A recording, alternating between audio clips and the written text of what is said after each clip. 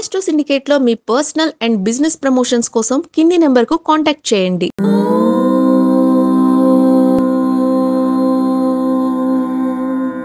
ఓం శ్రీ గురుభ్యో నమః.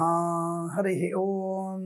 శ్రీరామ రామ రామేతి రమే రామే మనోరమే సహస్రనామ తత్తుల్యం రామనామ వరాననే. అందరికీ నమస్కారం. వారం వారం షేర్ మార్కెట్ సమాచారం మీకోసం శ్రమ పెడుతూ కూడా ఉన్నాను నేను. గత వారంలో దాదాపుగా మనకి నష్టాలే సూచించాయి మనకి పూర్తిగా. కానీ ఈ సెన్సెక్స్ అవన్నీ కూడా మనం దాదాపుగా దరిదాపులోనే ఉన్నట్టుగా చెప్పాం. బట్ ఈ వారంలో కూడా అంటే మార్చి 17వ తేదీ నుంచి మార్చి 21వ తేదీ 2025 సంవత్సరం ఉన్నటువంటి షేర్ మార్కెట్ ఒడిదుడుకులు ఎలా ఉండబోతున్నాయి, లాభవంతంగా ఉంటుందా, నష్టాన్ని పొందుకునే అవకాశం ఉంటుందా, నిఫ్టీ ఇచ్చేటువంటి ఫలితాలు ఏమిటి, సెన్సెక్స్ ఎలా ఉండబోతుంది అనే విషయాన్ని చూసే ప్రయత్నం చేద్దాం మనం. ఈ వారంలో మనకి ముఖ్యంగా గురువు మరియు శని గ్రహాల యొక్క కొంత స్థిరమైనటువంటి స్థితి వచ్చే కొద్ది రోజులలో మారబోయేటువంటి గ్రహాలు ఇవే. కాబట్టి ఈ వారంలో కొంత ఆ యొక్క గ్రహాల యొక్క ప్రభావాన్ని చూసుకునే ప్రయత్నం చేశాం. అలాగే ముఖ్యమైనటువంటి గ్రహం బుధుడు మరియు కుజ గ్రహాలని మనం పరిశీలన చేసినప్పుడు ఈ వారంలో మార్చి 17వ తేదీ నుంచి 21వ తేదీ మధ్యలో ఈ నిఫ్టీ ఎలా ఉండబోతుంది అని చూసినట్టయితే 17, 18 తేదీలలో సోమంగళవారాల్లో చాలా మంచి దూకుడుతోనే ప్రారంభం అవబోతోంది. ఖచ్చితంగా దూకుడుతోనే మంచి ప్రారంభమవుతోంది. ఎటువంటి ఇబ్బంది లేదు. మీరు మంచిగా అందులో చూసుకొని కొత్తగా వచ్చినటువంటి షేర్స్లోకి నమోదైనటువంటి కొత్త కంపెనీల షేర్స్ కూడా మీరు కొనుగోలు చేసే ప్రయత్నాన్ని తప్పకుండా చేయవచ్చు. లాభసాటిగానే ఉండబోతోంది. సోమవారం రోజు నిఫ్టీ 23,417 నుండి ప్రారంభమై 17, 18 తేదీలలో చాలా బాగా ఉండి అద్భుతమైనటువంటి లాభాలు స్వీకరించి లాభాల పంట పండే అవకాశం ఉంది. 19వ తేదీ బుధవారం మాత్రం దాదాపుగా ఒకేసారి కుదుపుకు లోనై 22,000కి తగ్గిపోవచ్చు అని కనపడుతోంది. అది మధ్యాహ్నం 11:30, 12 గంటల లోపలనే అటువంటి ప్రభావం కనబడుతుంది. ఆ సమయం దాటితే మనకి ప్రమాదం లేకపోవచ్చు అన్న విషయాన్ని గుర్తించండి. 20వ తేదీ యావరేజ్గా ఉంటుంది, పర్వాలేదు. అంటే నిఫ్టీ మనకి సానుకూలవంతంగానే కనబడుతోంది. మార్కెట్ ఒడిదుడుకుల్లో కొంత నిలబడగలిగేటువంటి అవకాశాలు కనబడుతున్నాయి. వచ్చే శుక్రవారం రోజున మనకి ఎండ్ అయిపోతుంది. మరి ఆ 21వ తేదీ ఫలితాలు ఎలా ఉండబోతున్నాయి, నిఫ్టీ యొక్క రూపం ఎలా ఉండబోతుంది, ఎన్ని పాయింట్ల వద్ద ముగుస్తుందని అడిగితే 22,615 పాయింట్స్ నుంచి 23,810తో ముగిసే అవకాశం కనపడుతోంది.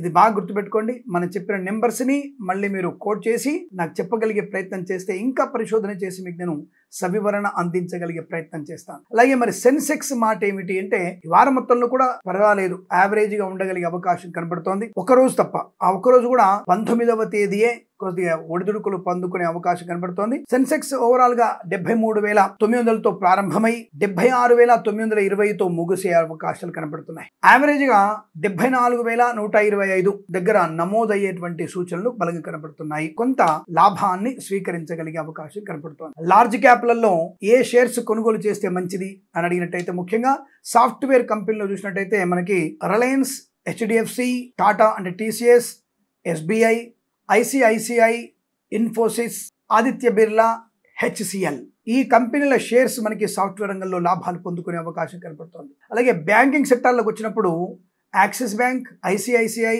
మరియు కెనరా బ్యాంక్, తర్వాత విదేశీ సంబంధించినటువంటి బ్యాంకులు కొంత లాభాలు ఇవ్వగలిగేటువంటి అవకాశం ఉన్నాయి. కాబట్టి అటువంటి షేర్స్ మనం కొనుగోలు చేసే ప్రయత్నాన్ని చేయవచ్చు. అలాగే ఫైనాన్స్ సంబంధించినటువంటి షేర్స్ ఏవి బాగుంటాయంటే యాజ్ యూజువల్ గా ఐసిఐసిఐ మరియు హెచ్డిఎఫ్సి మరియు హెల్త్ ఇన్సూరెన్స్ సంబంధించినటువంటి షేర్స్ మీకు మంచి లాభాలు స్వీకరించగలిగే అవకాశం కనబడుతోంది. అటువంటి ప్రయత్నాన్ని కూడా చేయవచ్చును. ప్రభుత్వ సంబంధమైనటువంటి Canara bank, SBI life insurance సంబంధమైనటువంటి షేర్స్ కూడా మీకు లాభాలు ఇవ్వగలిగేటువంటి అవకాశం ఉంది. అందులో మీరు పెట్టుబడి పెట్టవచ్చును, షేర్స్ కొనుగోలు చేయవచ్చును. మిడ్ క్యాప్ లో చూసుకున్నప్పుడు ఆదిత్య బిర్లా మరియు బజాజ్ ఫైనాన్స్, హిందుస్థాన్ సంబంధమైనటువంటి అలాగే హిందుస్థాన్ ఏరోనాటికల్ వాటిల్లో మీరు షేర్స్ కనుక కొనుగోలు చేస్తే మీకు లాభాలు పొందుకునే అవకాశాలు బలం కనబడుతోంది. కాబట్టి మీరందరూ కూడా ఇటువంటి షేర్స్ లో పెట్టుబడి పెట్టే ప్రయత్నం చేయండి. 17, 18 తేదీలలో చాలా మంచి శుభయోగాలు ఉన్నాయి. 19వ తేదీ జాగ్రత్తగా ఉండండి. 20వ తేదీ యావరేజ్ గా ఉంటూ 21వ తేదీ లాభాలతో ముగిసే అవకాశం కనబడుతోంది. మరి ఇప్పుడు జ్యోతిష్య ప్రధానంగా మనం చెప్తున్నటువంటి ఫలితాలు ఏ రాశుల వారికి బాగున్నాయి. ఈ వారంలో దాదాపుగా మనము చాలా మంది చెప్పుకున్నాం. మనం యావరేజ్ చూసుకున్నప్పుడు మేషరాశికి ఏమాత్రం అనుకూలంగా లేదు. అలాగే మకర రాశికి కూడా ఏమాత్రం అనుకూలంగా లేదు. మీనరాశి వారు కూడా ఈ షేర్ మార్కెట్కి వీటిల్లో దూరంగా ఉండే ప్రయత్నం చేస్తే మంచిది అన్న విషయాన్ని గుర్తించండి. అలాగే నేను చెప్పేటువంటి ఫలితాలన్నీ కూడా గ్రహాల యొక్క కదలికల్ని బట్టి మార్కెట్ యొక్క సమాచారాన్ని స్వీకరిస్తూ, నేను కూడా మార్కెట్ సమాచారం స్వీకరించాలిగా, గ్రహాల యొక్క మార్పుల్ని, మార్కెట్ ఉన్నటువంటి వృద్ధిని రెండింటిని కూడా నేను సమీకరణ చేసుకొని ఇటువంటివి మీకు సమాచారాన్ని ఇచ్చే ప్రయత్నం చేస్తున్నాను. నా మీద నమ్మకంతో మీరు తప్పకుండా పెట్టుబడి పెట్టవచ్చును. అలా అని చెప్పేసి మీ స్వీయ అనుభవాన్ని తగ్గించుకోకండి. పెద్దవాళ్ళ యొక్క సూచనలు, సలహాలు పాటించి మీ యొక్క మానసిక దృఢత్వంతో, సత్సంకల్పంతో ముందడుగు వేయాలని, తప్పకుండా అందులో మీరు ఆర్థిక అభివృద్ధి పొందాలని మనస్ఫూర్తిగా కోరుకుంటూ సర్వే జన సుఖినో భవంతు. ప్రేమతో మీ కిరణ్ శర్మ. ఇటువంటి విషయాల్ని తప్పకుండా మనకి కామెంట్ రూపంలో తెలియజేయండి. అసలు ఈ షేర్ మార్కెట్ ఎలా ఉంది, మన వివరణ ఎంతవరకు మీకు ఉపయోగపడుతుందన్న విషయాన్ని తెలియజేస్తారని, 10 మంది చేత సబ్స్క్రైబ్ చేయిస్తారని కోరుకుంటూ మరొకసారి శుభమస్తు. నమస్కారం.